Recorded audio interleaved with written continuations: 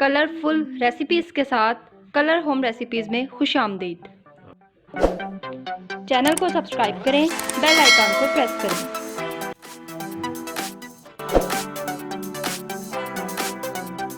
और वीडियो को लाइक करें।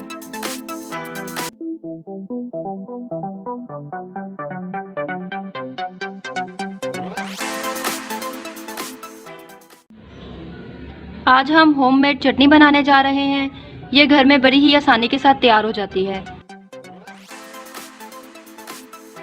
ये बगैर पकाए आराम से घर में तैयार की जा सकती है।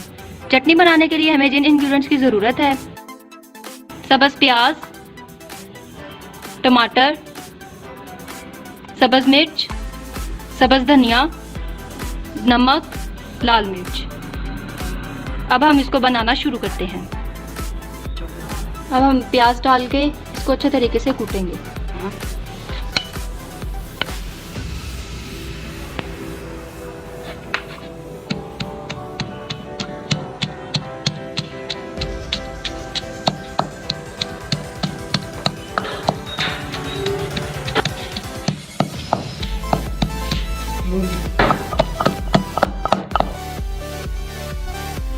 प्याज बारीक हो गए हैं।